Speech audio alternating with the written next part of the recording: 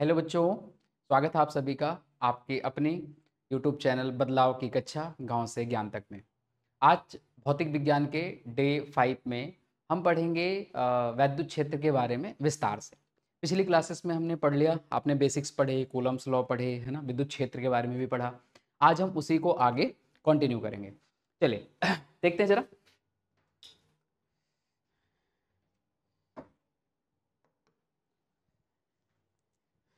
विद्युत क्षेत्र। विद्युत क्षेत्र क्या होता है? धनात्मक आवेश के पिछली क्लास में हमने बात किया था कि धनात्मक आवेश के लिए विद्युत क्षेत्र कैसा होता है और ऋणात्मक आवेश के लिए कैसा होता है। तो मान लीजिए यहाँ पे एक धनात्मक आवेश हमने रख दिया तो विद्युत क्षेत्र क्या होगा? इससे दूर जाएगा, ठीक है। और अगर यहाँ पे एक ऋणात्मक आवेश रख दिया तो विद्युत क्षेत्र उसकी तरफ होगा, है ना। जैसा फिगर में आप देख सकते हैं, पॉजिटिव चार्ज की वजह से या धनात्मक आवेश की वजह से क्या है? दूर। और ऋणात्मक चार्ज की वजह से, ऋणात्मक आवेश की वजह से क्या है? टूवर्ड्स। अब जरा देखिए, इसको मैं आपको एनिमेशन दिखाता हूँ। देखिए, मान लीजिए यहाँ पे हमने एक पॉजिटिव चार्ज रख दिया, है ना। तो ये दिख रहा है आपको विद्युत क्षेत्र। तो विद्युत क्षेत्र की डायरेक्शन क्या है? इस धनात्मक चार्ज से, इस धनात्मक आवेश से दूर जा रहा है, ठीक है। लेकिन अगर यहीं हमने ऋणात्मक आवेश रख दिया तो क्या हो जाएगा? उसकी तरफ आने लग जाएंगे, है ना। विद्युत क्षेत्र जो रेखाएं हैं वो ऋणात्मक आवेश की तरफ आने लग जाएंगे। अब जरा देखते हैं, अगला है, अगला टॉपिक हमारा है बिंदु आवेश के कारण विद्युत क्षेत्र। मान लीजिए एक बिंदु आवेश रखा गया है तो उससे कुछ दूरी पर वैद्युत क्षेत्र कितना होगा? जैसे पिछली क्लास में हमने बात किया था, विद्युत क्षेत्र में क्या होता है कि अगर कोई आवेश होता है तो उसके आसपास क्या होता है? उसका इन्फ्लुएंस होता है, उसी को हम क्या बोलते हैं? उसका विद्युत क्षेत्र। तो हम निकालना चाहते हैं, जैसे ये आवेश है तो इससे कुछ दूरी पर इसका विद्युत क्षेत्र कितना होगा। और अगर आप दूरी बढ़ाओगे तो विद्युत क्षेत्र घटेगा या बढ़ेगा, या दूरी आप कम करोगे तब विद्युत क्षेत्र पे क्या प्रभाव पड़ेगा, इन सब के बारे में हम सीखेंगे, ठीक है। अब देखिए जरा, इसमें कह रहा है कि मान लीजिए एक एक सोर्स है आपका, एक स्रोत आवेश है, एक स्रोत आवेश है Q, ठीक है। एक स्रोत आवेश Q को मान लिया जो किसी मूल बिंदु पर रखा है, ठीक है। तो यहाँ पे मान लीजिए एक मूल बिंदु है O, है ना। यहाँ पे एक सोर्स आवेश रखा है, ठीक है। हम इस आवेश के कारण बिंदु P पर विद्युत क्षेत्र निर्धारित करना चाहते हैं। यहां से कुछ दूर पर एक बिंदु P है जो इससे R दूरी पर है, जो इससे R दूरी पर है। तो हमें क्या निकालना है? P बिंदु पे क्या निकालना है? हमें निकालना है वैद्युत क्षेत्र कितना होगा P बिंदु पे, ठीक है। अब कैसे निकालेंगे? आइए देखते हैं जरा। वैद्युत क्षेत्र देखिए कैसे निकलेगा। अब अगर मान लीजिए इस आवेश स्रोत आवेश के कारण अगर यहाँ पे वैद्युत क्षेत्र की गणना आप करना चाहते हैं तो क्या करना पड़ेगा? इसके लिए क्या करना पड़ेगा? आप यहाँ पे एक टेस्ट चार्ज लेके आओ, ठीक है। अच्छा, अब यहाँ पे क्या होगा? परीक्षण चार्ज, है ना। एक परीक्षण आवेश को लेके आए हम। तो यहाँ पे क्या हुआ? आप एक पी पॉइंट पे, जहां पे भी किसी भी सोर्स आवेश, जैसे हमने पिछली क्लास में बताया था कि जैसे गांव का प्रधान है, अगर उसकी शक्ति के बारे में पता करना है तो क्या करे? एक आम आदमी को भेजेंगे, वो गांव में जाके पता करेगा क्या क्या काम हुआ है, क्या नहीं हुआ है, या प्रधान का कितना इन्फ्लुएंस है। लेकिन अगर वहीं कोई बड़ा आदमी आ जाएगा तो उसका इन्फ्लुएंस क्या हो जाएगा? वो रियलिटी में हम पता नहीं कर पाएंगे। तो यहाँ भी हम क्या करेंगे? जो हमारा स्रोत आवेश है, अगर इसकी वजह से इस P पॉइंट पे अगर हमें क्या पता करना है? वैद्युत क्षेत्र, तो हम क्या करेंगे? यहाँ पे एक परीक्षण आवेश को लेके आएंगे, ठीक है। एक परीक्षण आवेश को रख देंगे। अब आप पता, अब ये आपने पढ़ा है कि वैद्युत क्षेत्र कितना होता है। किसी पॉइंट पे अगर आपको वैद्युत क्षेत्र निकालना है तो P पॉइंट में हमें वैद्युत क्षेत्र निकालना था, तो उस पे ये कितना फोर्स लगा रहा है? किस पे? परीक्षण आवेश पे। और उस परीक्षण आवेश के मान से क्या कर देंगे? डिवाइड। ये तो होता है वैद्युत क्षेत्र। हमने पढ़ा है कि किसी पॉइंट पे अगर आपको वैद्युत क्षेत्र निकालना है तो उस पॉइंट पे ये स्रोत इस पे कितना फोर्स लगा रहा है, कितना बल लगा रहा है, और उस पे जिस पे बल लगा रहा है उसके मान से क्या कर देते हैं? भाग दे देते हैं। तो ये क्या निकल आता है वहां पे? वैद्युत क्षेत्र। ये पिछली क्लास में हमने पढ़ा था। अब जरा समझिए, तो हमें F की वैल्यू चाहिए, है ना। अच्छा, अब देखिए इलेक्ट्रोस्टैटिक फोर्स का फॉर्मूला आपने पढ़ा है कूलम्स लॉ के थ्रू, है ना। फोर्स का फॉर्मूला कितना होता है? दो आवेश अगर हैं, दो आवेश अगर R दूरी पर रखे हैं तो उनके बीच फोर्स का फॉर्मूला कितना होता था? K Q1 Q2, Q1 की जगह Q आ जाएगा, Q2 की जगह कितना आ जाएगा? Q0 परीक्षण आवेश अपॉन में दूरी का क्या हो जाएगा? स्क्वायर, ठीक है। तो हमें पता है जो अकॉर्डिंग टू कूलम्स लॉ,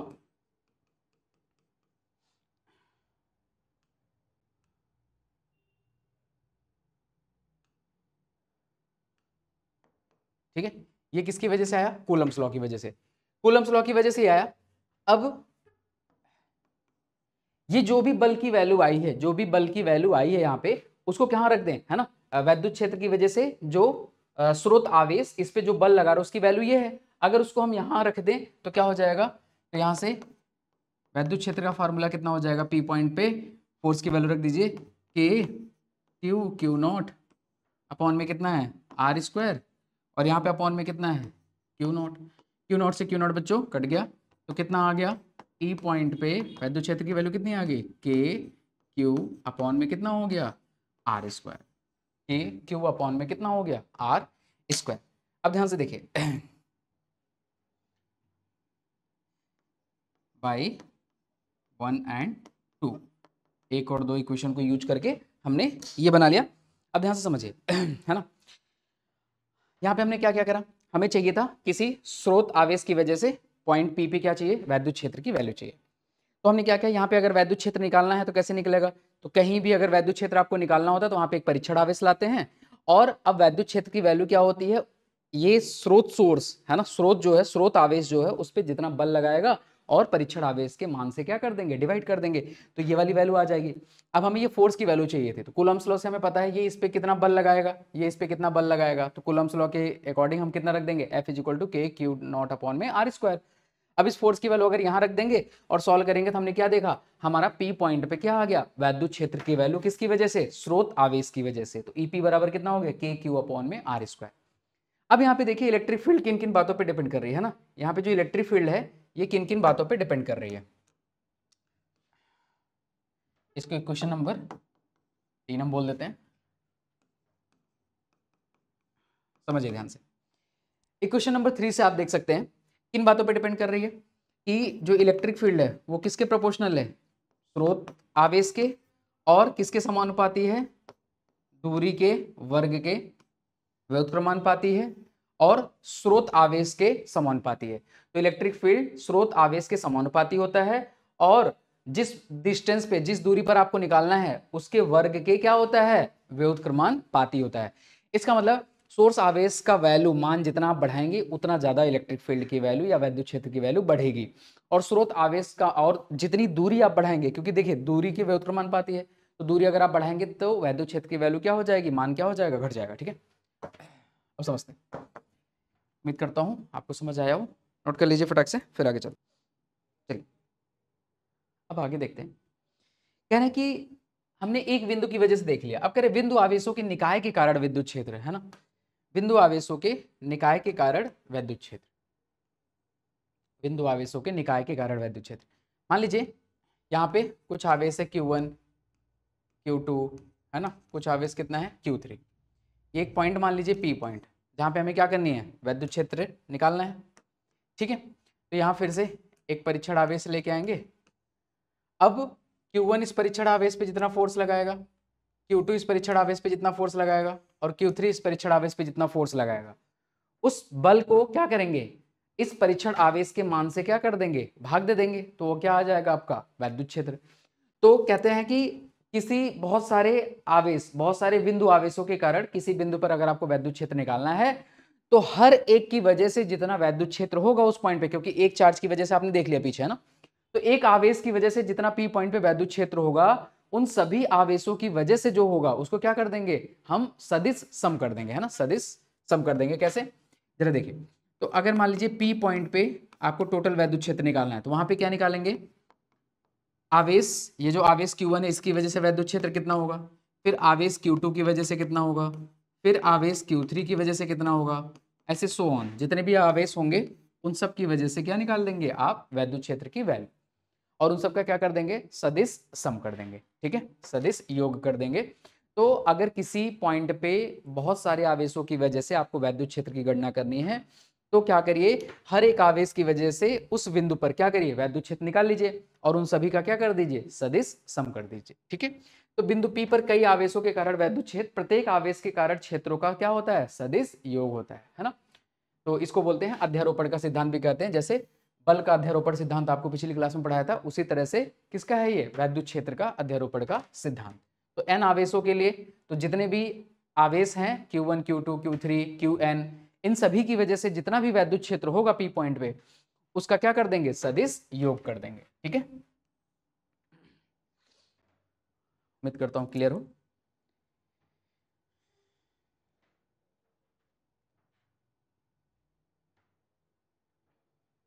पढ़ाई लिखाई चल रही है आप लोगों की? चल ही रही होगी सर, कर रहे हैं, कोशिश कर रहे हैं धीरे धीरे।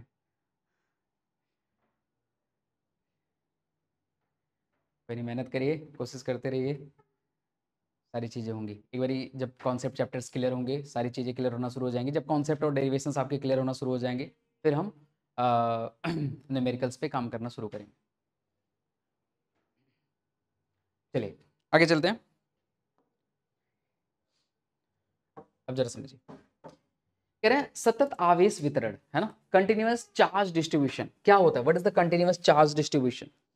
जैसे एक पेन है, एक पेन है, अगर मान लीजिए ये इस एंड से इस एंड तक ये सब कुछ एक समान है ना, अभी तो फिलहाल इस एंड पे देखिए इसकी मोटाई ज़्यादा है, यहाँ पे कम है, तो ऐसे असमान नहीं।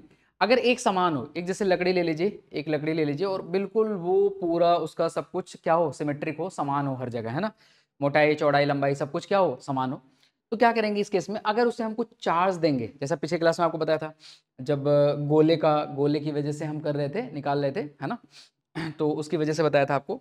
तो क्या करेंगे, अगर इसको हम कुछ आवेश देंगे, तो आप मान लीजिए यहाँ पे 10 कूलम आवेश देंगे, तो वो 10 कूलम पूरे में क्या हो जाएगा, एक समान वितरित हो जाएगा। ठीक है, कब? अगर उसका जो मास है ना, जो कह सकते हैं उसका जो भी चीजें हैं वो एक समान वितरण हो, मतलब एक समान दिखने वाला हो हर तरफ, ऐसा नहीं कहीं मोटा है कहीं पतला है, ऐसा नहीं। अगर एक समान है तो उस पर अगर आप कोई भी आवेश दोगे तो वो एक समान पूरे में क्या हो जाएगा, वितरित हो जाएगा। ठीक है, अच्छा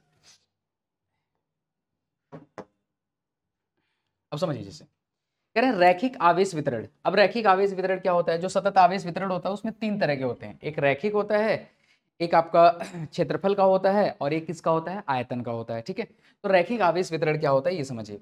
रैखिक आवेश वितरण में क्या करते हैं, मान लीजिए जैसे यदि आपको ना इसमें देखिए एक समान आवेश है, एक एक हमने ले लिया, एक रॉड ले लिया सपोज करिए, ठीक है, रॉड की लेंथ कितनी है, एल, है ना, आपने इस पर टोटल चार्ज कितना दिया, आपने इस पर टोटल चार्ज कितना दिया, क्यू। अब यहाँ पे मान लीजिए एक छोटी सी लेंथ ले लीजिए आप, इस छोटी सी लेंथ को हमने क्या बोल दिया, dl, ठीक है, और इसमें क्या चार्ज आएगा, dq। अब इसका मतलब क्या है, जैसे देखिए पूरे पे मान लीजिए मैंने 10 कूलम चार्ज दिया, अब बीच में एक छोटा सा लेंथ हमने यहाँ पे ले लिया, एक छोटा सा पार्ट ले लिया, इसमें मान लिया हमने कितना चार्ज है, 1 कूलम चार्ज है, तो वही हमने लिया है। पूरे रॉड पे हमने कितना चार्ज दिया है, q, और इस छोटे से पार्ट में हमने dq दिया है। d सपोज करता है छोटी चीज़ों के लिए, ठीक है, छोटी चीज़ों के लिए हम d यूज करते हैं। तो dq क्या होगा, एक छोटा आवेश, है ना, छोटे आवेश, जैसे पूरे पेन पे 10 कूलम है तो बीच में कहीं क्या होगा, 1 कूलम, 2 कूलम, 3 कूलम, तो उसको हमने बोल दिया छोटा आवेश। ठीक है, अच्छा पूरी इसकी लेंथ कितनी थी, l, तो एक छोटे पार्ट की लेंथ कितनी आ जाएगी, dl, है ना, एक छोटे पार्ट की लेंथ कितनी आ जाएगी, dl। अब यहाँ पे देखिए अब इसके आगे अगर डिस्कस करते हैं तो क्या करेंगे, तो क्या होता है सतत आवेश वितरण, क्या होता है किसी बिंदु पर रैखिक आवेश घनत्व, है ना, हमें हमेशा क्या निकालना होता है, घनत्व। अब घनत्व क्या होता है, यहाँ पे क्या होता है घनत्व का मतलब, अब ये समझिए, तो देखिए अगर हम आवेश घनत्व की बात करें तो इसको लैम्डा से डिनोट करते हैं, और ये क्या होता है, ये होता है कि कितना चार्ज आप दे रहे हो, चार्ज और जितनी लेंथ में दे रहे हो, तो हमने ये वाला क्यू चार्ज पूरी लेंथ में दिया है एल में, ठीक है, तो क्यू बाई एल हो जाएगा। या फिर एक छोटा चार्ज, एक छोटा अमाउंट, एक छोटा आवेश, है ना, कितनी दूरी पर दिया हमने, डीएल दूरी पर, ठीक है, तो ये क्या हो गया, D Q by D L. तो हमेशा हम घनत्व एक छोटे पार्ट के लिए लिखते हैं, तो हम क्या लिख सकते हैं इसको सीधा, lambda is equal to D Q by D L. ठीक है, तो पूरे एल लेंथ में अगर क्यू आवेश आपने दिया तो एक छोटी दूरी में कितना आवेश जाएगा, डी क्यू, और यही हमारा क्या हो जाएगा, रैखिक आवेश घनत्व। इसे हम क्या बोलते हैं, रैखिक आवेश घनत्व। ठीक है, इस चीज को हम क्या बोलते हैं, रैखिक आवेश घनत्व। अब क्या है ऊपर देखिए, अब इसका फॉर्मूला क्या है, ऊपर आप देख सकते हैं, ऊपर क्या है चार्ज और नीचे क्या है लेंथ। अब चार्ज का मात्रक क्या होता है, कूलम, और लेंथ का क्या होता है, मीटर, तो क्या हो जाएगा कूलम पर मीटर। ठीक है, तो इसका मात्रक क्या हो जाएगा, कूलम पर मीटर। तो ये ध्यान रखिए, नोट करिए फटाक से। अच्छा ये छोटा वाला क्यों निकालते हैं, कैसे निकालते हैं, अब जैसे देखिए इसका यूज क्यों ऐसे क्यों करते हैं, पहले छोटा पार्ट क्यों निकालते हैं, पूरा एक साथ क्यों नहीं निकालते हैं ना, ये सारी चीज समझिए। जैसे मान लीजिए आपको एक दूरी जानी है, ठीक है, आपको एक दूरी कवर करनी है, मान लीजिए 100 किलोमीटर आप लोग को जाना है कार से, बाई कार से आपको 100 किलोमीटर जाना है, ठीक है। अब आपकी कार मान लीजिए 10 का एवरेज देती है, आपकी कार मान लीजिए कितने का एवरेज देती है, 10 के एवरेज देती है। तो अब आपको मान लो किसी ने कहा भैया आपको 100 किलोमीटर जाना है अपनी कार लेके, हमको ले चलिए छोड़ दीजिए। आप कहेंगे कि 100 किलोमीटर बता रहा है, अब 100 किलोमीटर जाके तो आप बताएंगे नहीं उसे कितना डीजल पेट्रोल लगेगा, उसे कहेंगे भैया कि जो है हमारी कार जो है 10 के एवरेज देती है। अब 10 के एवरेज देती है तो 100 किलोमीटर जाना है तो कितना लीटर डीजल या पेट्रोल लगेगा, 10 लीटर लगेगा। अब 10 लीटर लगेगा, मान लीजिए 100 रुपया डीजल पेट्रोल है, तो 10 दाम में कितना हो गया, 1000 रुपया। तो आप कहेंगे भैया 1000 लगभग लग जाएगा डीजल पेट्रोल। तो आपने क्या किया, पूरी दूरी जाके आपने उसे बताया नहीं, आपने क्या बताया, आपने पहले एक, आपको पता है कि एक कम दूरी में वो कितना तेल पीती है आपकी गाड़ी, ठीक है। तो आपने पता है 10 का एवरेज का मतलब क्या है कि वो 10 किलोमीटर जब आप जाएंगे तो 1 लीटर डीजल या पेट्रोल वो पी जाएगी। तो इसका मतलब आपने उसके हिसाब से अनुमान लगा लिया कि इसमें इतना होगा, ठीक है। तो अभी क्या होगा, अब वो थोड़ा कम ज़्यादा भी होता है। क्यों कम ज़्यादा, अगर मान लीजिए एक जैसा रास्ता है तो क्या होगा, एवरेज बराबर होता है। जैसे एक्सप्रेसवे पे आप चलिए, आप एक समान लिमिट और एक बढ़िया रोड है आपका, तो आप क्या होगा, एवरेज हर जगह समान होगा। लेकिन कहीं ट्रैफिक में आपको रुकना है, कहीं मार्केट में रुकना है, या रोड खराब है, तो वहाँ क्या हो जाता है, एवरेज घटता बढ़ता रहता है। तो उसी तरह से, तो हमने बात करी है एक समान के लिए, यहाँ पे हमने क्या बात करी है, एक समान के लिए। एक समान के लिए क्या होना चाहिए, सब कुछ एक सिमेट्रिक होना चाहिए, एक जैसा होना चाहिए। जैसे एक्सप्रेसवे का रोड होता है बढ़िया, तो उसी तरह से एक जैसा होना चाहिए। अगर एक जैसा नहीं है तो क्या होगा, वहाँ पे दिक्कत आएगी। तो अगर मान लीजिए रोड खराब है, चीज़ें खराब है, आपने 10 का एवरेज लगा रखा है एक्सप्रेसवे के हिसाब से, और आपकी कार मान लीजिए यहाँ पे दे रही है 8 का एवरेज, तो वहाँ पे क्या हो गया, आपका नुकसान हो गया। तो वो चीज़ क्या बताओगे, तो आपको हर चीज़ का आइडिया लेके चलना पड़ेगा। तो हमने अगर पहले ही कह दिया नहीं भाई एक्सप्रेस पे जाना है, कहीं ऐसी कोई दिक्कत नहीं है, कहीं खराब रोड नहीं, कहीं चीज़ें नहीं है, तब आप उसे बता दोगे भैया 10 लीटर डीजल पेट्रोल लगेगा, आप चल लो, ठीक है। लेकिन अब उसी तरह से यहाँ पे क्या करते हैं कि हमने पूरे का नहीं निकाले, हमेशा पूरे का नहीं निकालते, हमें क्या करते हैं छोटे पार्ट का निकाल लेते हैं, उसके हिसाब से हमें आइडिया लग जाता है पूरे का क्या होगा। और घनत्व को और कैसे समझ सकते हैं, और जैसे समझिए मान लीजिए आप किसी कमरे में बैठे हैं, ठीक है, वहाँ पे वायु होगी, ठीक है, हवा है ना सबके पास आसपास। अब हवा है तो घनत्व कैसे निकालते हैं, अब पूरे कमरे का आप घनत्व का आपने फार्मूला छोटी क्लासेस में भी पढ़ा होगा। घनत्व बराबर क्या होता है, m बाई मास अपॉन में वॉल्यूम होता है, ये आपको होता है ना घनत्व, घनत्व का फार्मूला मास अपॉन में वॉल्यूम, ठीक है, मास अपॉन में वॉल्यूम। तो क्या होता है कि वायु का कितना मास है और कितने वॉल्यूम में है, तो हम पूरे कमरे के वॉल्यूम में वायु का मास नहीं निकालते, हम एक छोटा सा एरिया, इतना एरिया ले लिया, यहाँ पे हमने देख लिया इसका कितना आयतन है और उसमें कितना वायु का मास है, ठीक है। तो उसको क्या कर दिया, डिवाइड कर दिया, तो पूरे का क्या हो गया, घनत्व। तो घनत्व का मतलब होता है कि एक छोटी चीज के हिसाब से एक बड़ी चीज का आइडिया लेना है बेसिकली, ठीक है। तो यहाँ भी हम वही कर रहे हैं, है ना। तो आपका रैखिक आवेश वितरण के हिसाब से हमने लैम्डा बराबर क्या निकाल लिया, आवेश अपॉन में लेंथ, है ना, आवेश अपॉन में उसका क्या हो गया, दूरी हो गया। तो उस बिंदु पर प्रति इकाई लंबाई आवेश है, ठीक है। तो इसको हम बोलते हैं रैखिक आवेश घनत्व। उम्मीद करता हूँ क्लियर हो।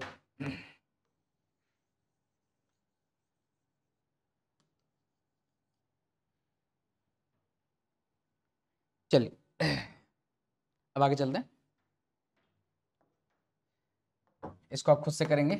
जैसे मान लीजिए ये आ गया है पृष्ठ आवेश या क्षेत्रफल आवेश घनत्व, ठीक है। अब पृष्ठ आवेश या क्षेत्रफल आवेश क्या है, मान लीजिए ये चीज है, इस पे आपने चार्ज दिया, पूरे का क्षेत्रफल कितना है s, ठीक है, और इस पे चार्ज आपने कितना दिया q। लेकिन हमें क्या करना है, हमने कहा ना हमें एक छोटे पार्ट का देखना है, एक छोटे पार्ट का देखना है। छोटे पार्ट का हमने मान लिया ds, और इस पे चार्ज हमने कितना मान लिया dq, ठीक है। देखिए तो एक पूरे का हमने क्षेत्रफल मान लिया s, और उस पर जो चार्ज दिया वो क्या हो गया q चार्ज, आवेश, ठीक है। लेकिन अगर एक उसका छोटा सा पार्ट हमने ले लिया, हमने अब पूरे का तो हम देखेंगे नहीं, पहले पहले हम छोटे पार्ट का देखेंगे। छोटे पार्ट का एरिया कितना हो गया ds, और उस पर आवेश कितना हो गया dq। तो आप बताइए पृष्ठ आवेश जो वितरण है, और इसको डिनोट करते हैं हम पृष्ठ आवेश घनत्व को हम किससे डिनोट करते हैं, सिग्मा से। तो सिग्मा बराबर क्या हो जाएगा, अगर पूरे की बात करें तो सॉरी पूरे की अगर हम बात करें तो पूरे पे हमने कितना आवेश दिया है, पूरे पे हमने आवेश दिया है q, कितने क्षेत्रफल पे s पे, और dq आवेश हमने कितने क्षेत्रफल पे दिया है ds पे, ठीक है। तो घनत्व क्या हो जाएगा, तो पृष्ठ आवेश घनत्व हमारा कितना हो जाएगा, सिग्मा बोलते हैं इसको, सिग्मा इज इक्वल टू कितना हो जाएगा dq बाई ds, ये आपका हो गया पृष्ठ आवेश घनत्व। वॉल्यूम वाले का आप खुद निकाल के देखिए, एक बार ट्राई करिए पहले, फिर मैं करता हूँ। देखिए जैसे स्फेयर या कोई भी वॉल्यूम ले लीजिए, जैसे स्फेयर हमने लिया है, पूरे का वॉल्यूम हमने v मान लिया, और इस पे चार्ज हमने कितना मान लिया, Q। अब एक छोटा पार्ट इसका कंसीडर करोगे आप, तो ये बच्चों कितना हो जाएगा, dV, और इस पे आवेश कितना हो जाएगा, dQ।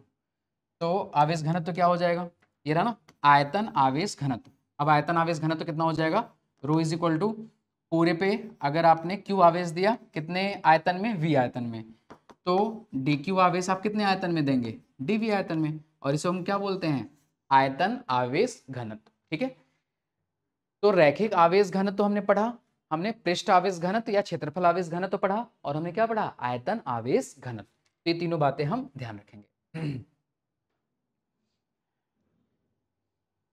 अच्छा, अब एक इंपॉर्टेंट बात जैसे आती है कि जो क्षेत्रफल आवेश घनत्व है, आयतन आवेश घनत्व, क्षेत्रफल किसी चीज का क्षेत्रफल कैसी चीज है, सदिश है या अदिश है। देखिए क्षेत्रफल, जैसे मान लो ये मैं हाथ के क्षेत्रफल की बात करूं, तो ये मेरे हाथ का क्षेत्रफल क्या होगा, सदिश होगा या अदिश होगा, है ना। ये हाथ का क्षेत्रफल जो है हमारे सदिश है, ये जो भी क्षेत्रफल ये क्या है, सदिश या अदिश।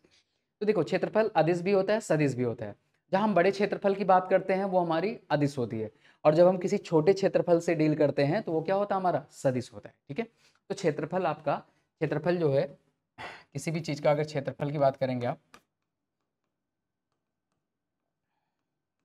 एरिया, तो ये क्या होगा, अगर छोटे क्षेत्रफल की बात करेंगे तो ये क्या हो जाएगा, सदिश। ये क्या हो जाएगा, सदिश। और अगर बड़े क्षेत्रफल की बात करेंगे तो ये क्या हो जाएगा, अदिश हो जाएगा। ठीक है, अब आगे डिस्कस करते हैं। उम्मीद करता हूं ये आप लोगों को समझ आया हो।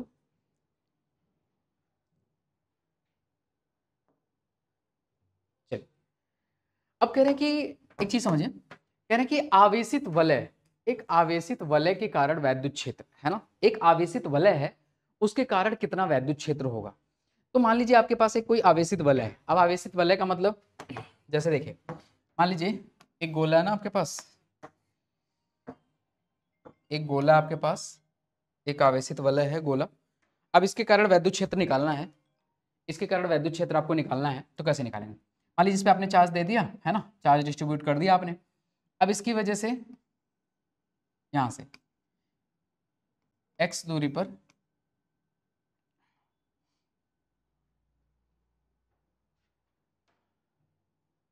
इसकी अक्ष पर दूरी है ना, अक्ष पर दूरी। अब अक्ष पर दूरी कैसे निकालेंगे समझिए जरा, ये इस तरह से है,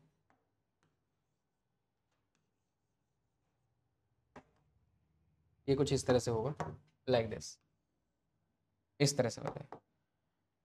इसकी अक्ष पर दूरी, अक्ष पर दूरी इस तरह से है ना, इस पी पॉइंट, ये x दूरी पर है मान लीजिए, और इसकी खुद की त्रिज्या है आपकी a, इसकी खुद की त्रिज्या a है, और इसके सेंटर से कितना दूरी पर है, x दूरी पर है p पॉइंट पे।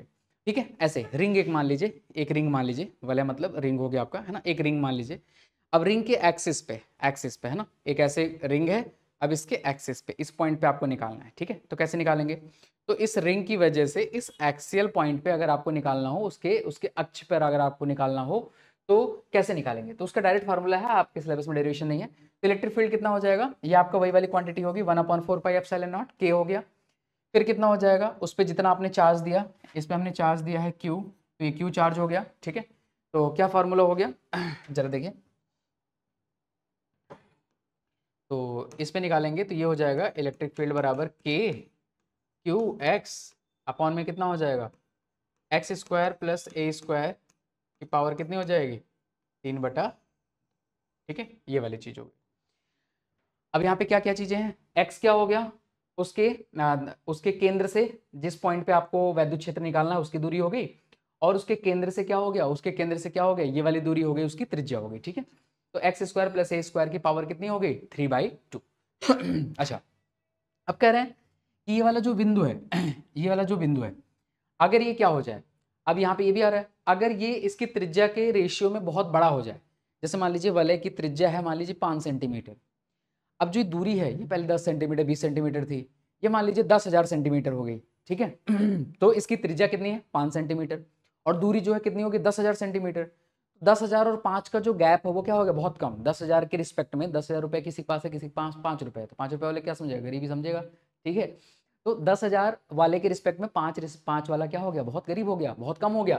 तो इसका मतलब उसको हम क्या कर देते हैं नेगलेक्ट कर देंगे। तो यहाँ पे ए जो है अगर आप इसको नेग्लेक्ट कर देंगे तो इलेक्ट्रिक फील्ड का ये फॉर्मूला क्या बनेगा, इस वाले के लिए कह रहे हैं ना, वलय से बहुत दूर बिंदु के लिए, वलय से बहुत दूर बिंदु के लिए जब उसके अक्ष से जो दूरी है उसकी त्रिज्या के रिस्पेक्ट में क्या हो जाए, बहुत ज्यादा हो जाए तो उसके लिए क्या फॉर्मूला आएगा, when x is much much greater than, बहुत ज्यादा बड़ा हो गया a से, तो a को यहाँ से नेग्लेक्ट कर दीजिए, तो e बराबर कितना हो जाएगा k क्यू एक्स। अब देखिए x का स्क्वायर था, पावर 3/2 है, ये जो बटा 2 है ये इससे क्या हो जाएगी, कैंसिल हो जाएगी, ठीक है, ये इससे कैंसिल हो जाएगी, कितना बचेगा एक्स क्यूब, और ऊपर भी एक x है, तो फाइनल फार्मूला कितना हो जाएगा, फाइनल फार्मूला हो जाएगा k क्यू अपॉन में x कट गया, कितना आ गया एक्स स्क्वायर। ये कैसा फार्मूला है, अभी पीछे आपने पढ़ा ना, एक बिंदु आवेश की वजह से कुछ दूरी पर क्या निकालते हैं हम, वैद्युत क्षेत्र। r दूरी पर था तो कितना था, k क्यू अपॉन में r स्क्वायर। अब ये कितनी दूरी पर, x दूरी पर है तो कितना हो गया k क्यू अपॉन में x स्क्वायर।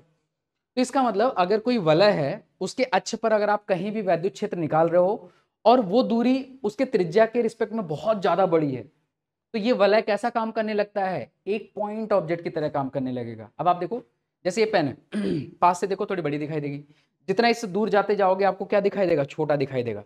जैसे कोई ट्रक है, मान लो रोड पे आप खड़े हो, हाईवे एक्सप्रेस वे है, पास में आपको बहुत बड़ा ट्रक दिखाई देगा, जैसे से वो दूर चलता चला जाएगा आपको क्या होता जाएगा, उसकी साइज कम होती दिखती जाएगी, ठीक है।